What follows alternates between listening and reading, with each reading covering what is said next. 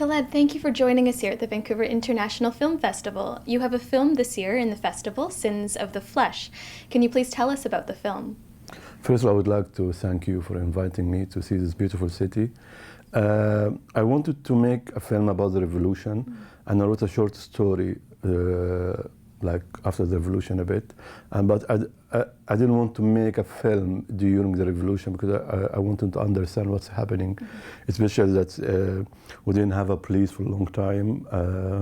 The prisons in all Egypt been broke into, and the prisoner escaped. And I wanted to make a film about human condition when there is no somebody to ask them about if they have done something wrong or without authority. So I thought about this film to be set on a farm between 4 people. It's quite low budget, but I wanted to make this kind of film at this moment after like 5 years of revolution. Absolutely. Well, you're quite an accomplished director, and you have a long film resume in doing films that push creative boundaries and tackle a lot of Egyptian taboos. Do you think your fans will be surprised, or is this a film that is expected of the type of work that you've already done in the past? It is kind of expected, yeah. It's kind of, but it created a lot of fuss in Egypt, and especially the name was a bit shocking. But I didn't, I mean, if you see the film, there's not too much sex in it. It's an erotic film. It's not sexual film.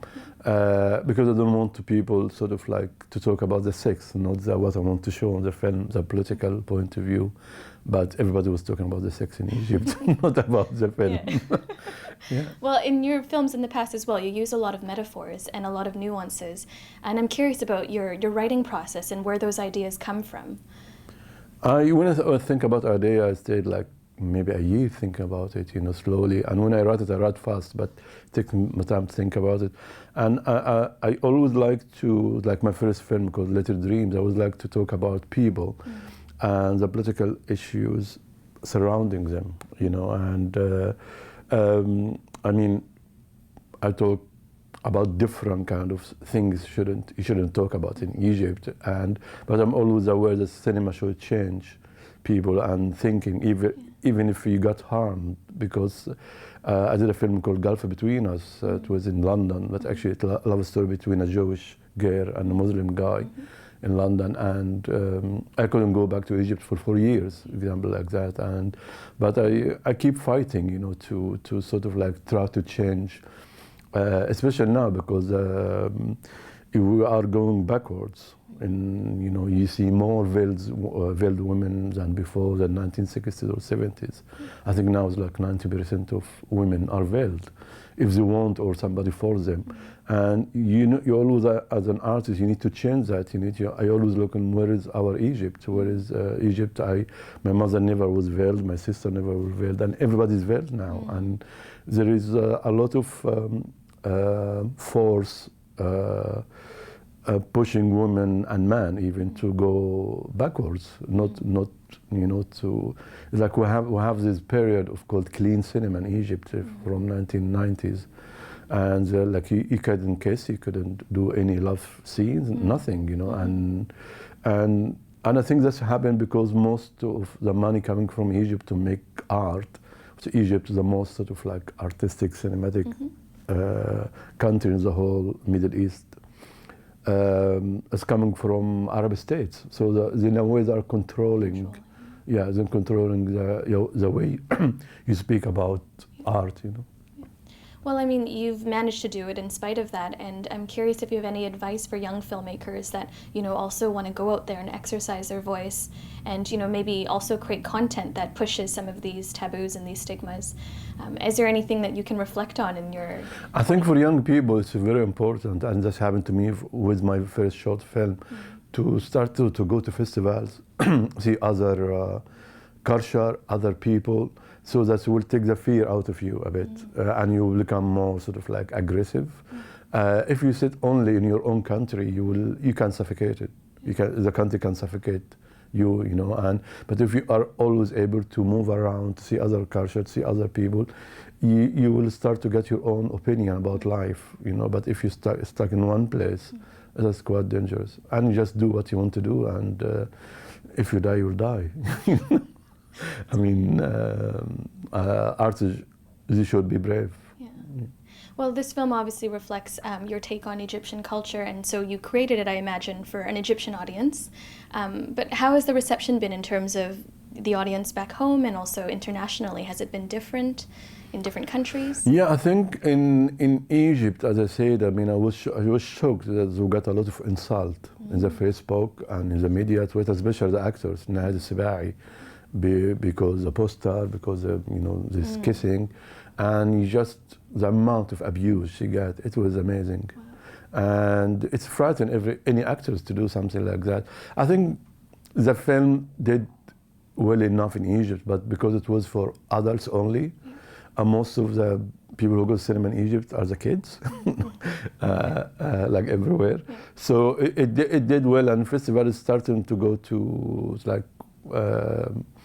I'm going to Bogota, I'm going to a festival in New York, I'm going to Cork Film Festival in Ireland, and it was in Croatia and Split, and so it's and it's in Carthage in Tunisia.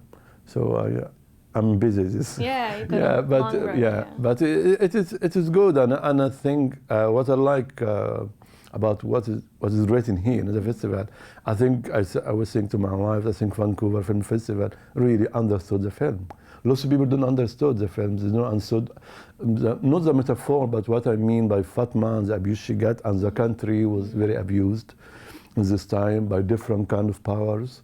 I mean, I don't want to say everybody was representing something, but the amount of violence and revenge and betrayal in the film, it's representing what I feel personally, what was happening in Egypt as a country. And I tried to like take this to a little place and see how people can behave together. But it's doing well, and I think sometimes it's difficult for Egyptian audience. It's a bit arty for them. I mean, if you see the commercial Egyptian films are really commercial. So I mean, you can't. It's very difficult. I mean, I didn't use normal light. I used fire and lamps, and it's not for Egyptian people to see a film which is dark, which is especially after the revolution. A lot of people want to see something happy, not sad. Yeah. And my two films, Last and this one, Since the Flesh, are quite sad. Little darker. Yeah, these are quite dark, but I like it. I like to make dark films because that's make people think. I mean, ultimately, as a filmmaker, I guess what kind of conversation or even action do you hope that this film will spark, especially in Egypt? I hope when I make films, it's come always from inside me, how I feel about the country, how I feel about our Egypt. And I felt dark. I felt the revolution have a very good side and a very dark side as well. And it's the good side is make young people feel they are free to control their future. But the dark side is lots of violence and poverty, and in the end, young people didn't feel there's too much change, and there's many young people lost their life, and we still have the same. You can say the same. Rules. We don't have a civilian government, so young people feel a bit sort of like deflated, and but I'm sure in the long term, this revolution will make a big change. Well, I'm sure a lot of young filmmakers look up to you for championing your values in spite of, the censorship and sometimes the backlash that comes with that. I think I read in a former interview that you had even said that you believe filmmakers are messengers, in a way, and it's a responsibility for you to really go out there and make people talk. Is that? I think it's true, because why God gave you this talent, unless you are having something special, like the painter, like the musician, like a song can change a lot. And I think like if God gave you a talent, it means you are there to change what you think is wrong, and what you think is like make films about human freedom, make films about human freedoms, and it challenges your own society. It challenges what you being since you're a child, you grow up, hearing things and believing things, and you need to challenge it and see if it's right or wrong, especially in countries like countries in the Middle East, which is a lot of fanatism now. There's a lot of dark movement, and I think films must challenge the societies. And so what's next for you as a filmmaker in the horizon, and for the film as well? What are your future plans? I'm thinking about adapting a book. It's in England, but all the characters are Egyptians, involved with British society. And it's called Love in London. It's about different kind of love stories in London, between 6, I think, characters, 3 women and 3 men. Great. Well, we wish you best of luck with that project and with Sins of the Flesh, and thank you so much for stopping by and talking with us. Thank you very much.